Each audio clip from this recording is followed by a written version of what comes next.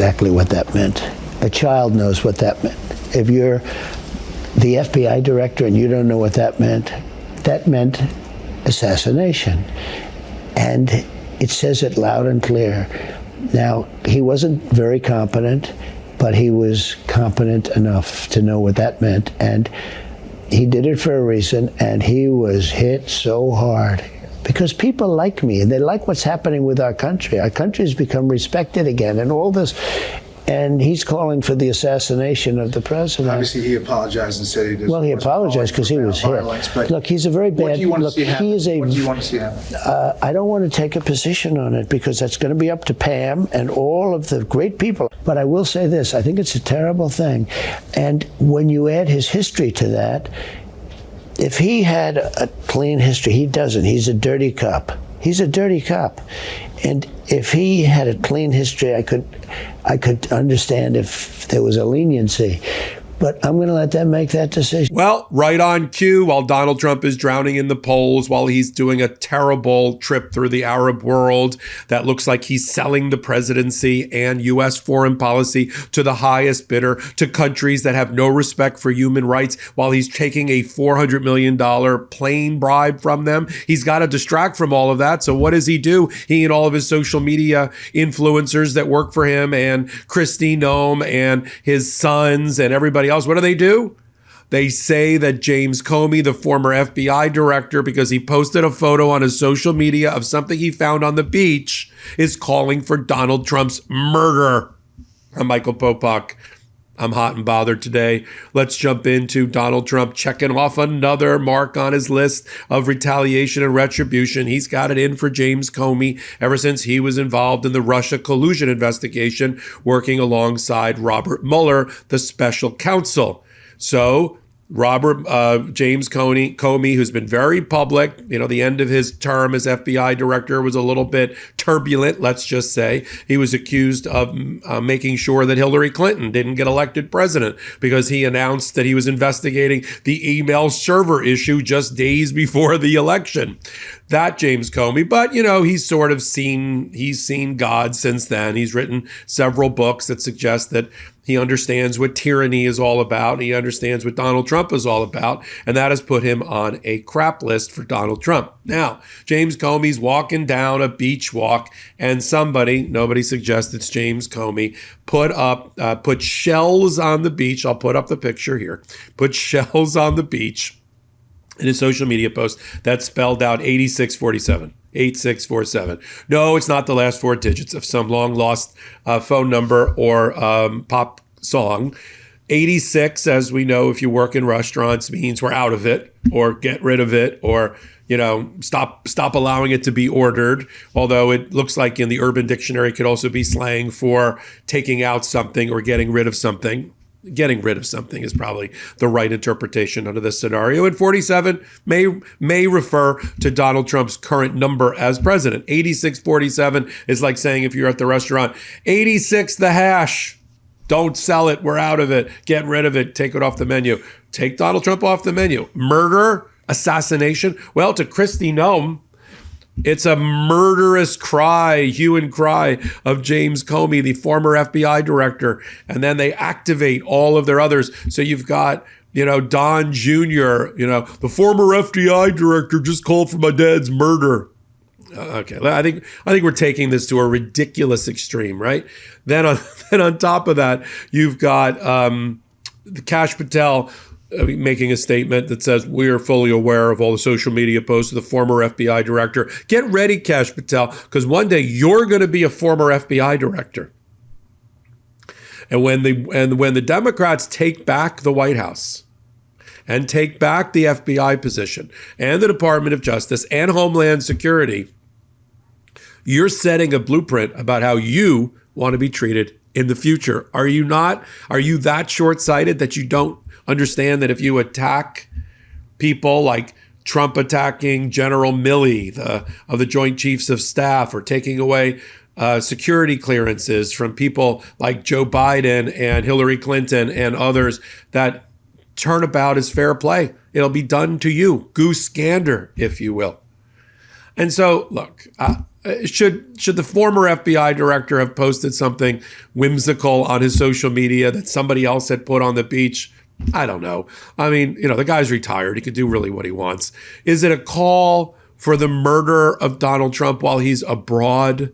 I get that he was, they say that he was the survivor of 2 assassination attempts. All right. This episode is brought to you by IQ Bar, our exclusive snack sponsor. IQ Bar is the better for you plant protein-based snacks made with brain-boosting nutrients to refuel, nourish, and satisfy hunger without the sugar crash. IQ Bar is totally free from gluten, dairy, soy, GMOs, and artificial sweeteners for a natural anytime snack. Try any of their 9 delicious flavors, including mint chocolate chip, chocolate sea salt, banana nut, toasted coconut chip, lemon blueberry, and peanut butter chip.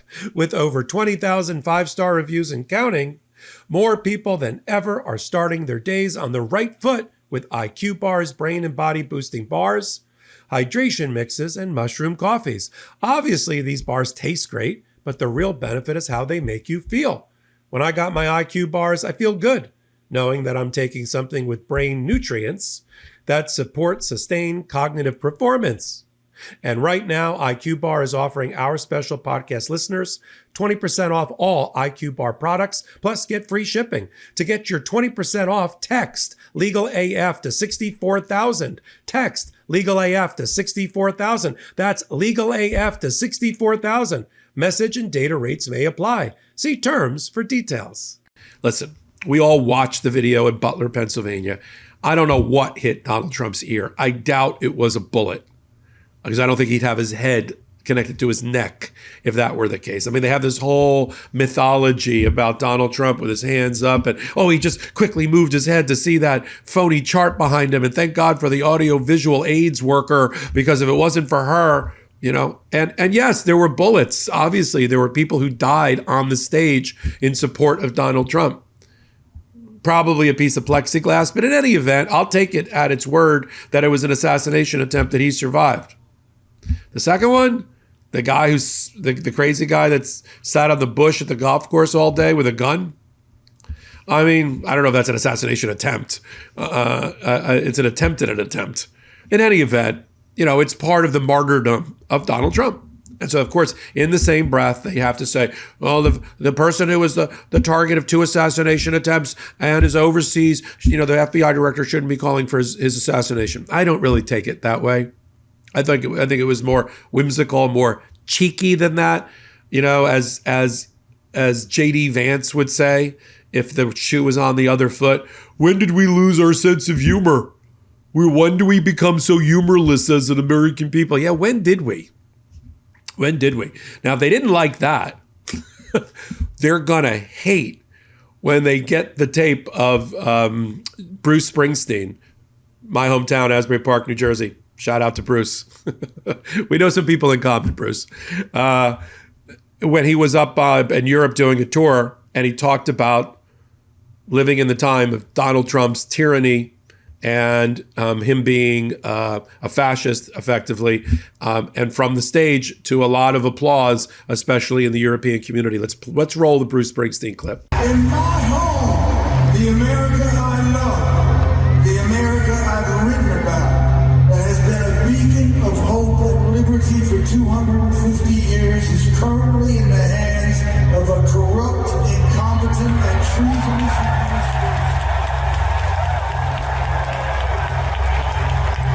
Tonight, we ask all who believe in democracy and the best of our American experience to rise with us, raise your voices against authoritarianism, and let freedom reign. So what are they going to do now? Prosecute Bruce Springsteen because he's calling for the overthrow of the America's government? He's calling for the ouster of Donald Trump? I mean, there's different ways you can express. We still have First Amendment expression. Now the only way you can, Donald Trump doesn't believe in First Amendment expression. He's busy putting graduate students in colleges and universities all around America in jail until federal judges get them out of jail because they're speaking out in ways that make Donald Trump and his followers uncomfortable. Hell, sometimes they make me uncomfortable, But that's the beauty of First Amendment. If you're either a protector and a defender of First Amendment speech or you are not, There's no middle ground, and I am a defender of the First Amendment, even if it makes me uncomfortable. Maybe because it makes me feel uncomfortable, as long as it doesn't go beyond the limits of how we support First Amendment speech. Bruce Springsteen, First Amendment expression. James Comey, First Amendment expression. Not calling for the violent overthrow of this country, and for a group of government officials to get all hot under the collar and clutching their pearls about it. It's all phony. We know it's phony. After letting 1,600 Jan 6th insurrectionists out of jail, who really did try to murder elected officials and their staff with bloody steps that one observer from law enforcement said reminded her of her time in Fallujah while she was in the military, a pitched battle at the Western Terrace, all caught on video camera and GoPro and social media posts. It was a medieval battle with armed insurrectionists against an outmatched Capitol and Metro Police. 5 people died as a result of Jan 6th. And Donald Trump just, as to paraphrase Don Jr., just casually absolved them of all responsibility for what they did and the murderous cries that were in the air that day around the Capitol. And they're worried about seashells on a beach as a First Amendment expression. Get a grip. We all know it's distractive. The only reason you're doing it is because you're having a terrible, terrible first 120 days on the way to a very terrible first 1,200 days. And we'll follow it all right here on the MeidasTouch Network and on Legal AF. Until my next report, come on over to Legal AF, the YouTube channel, Legal AF MTN, and of course, Legal AF, the Substack. So until my next reporting, I'm Michael Popok. Can't get your fill of Legal AF? Me neither. That's why we formed the Legal AF Substack. Every time we mention something in a hot take, whether it's a court filing or a oral argument, come over to the Substack. You'll find the court filing and the oral argument there, including a daily roundup that I do called, wait for it, Morning AF. What else? All the other contributors from Legal AF are there as well. We got some new reporting. We got interviews. We got ad-free versions of the podcast and hot takes. Where? Legal AF on Substack. Come over now to free subscribe.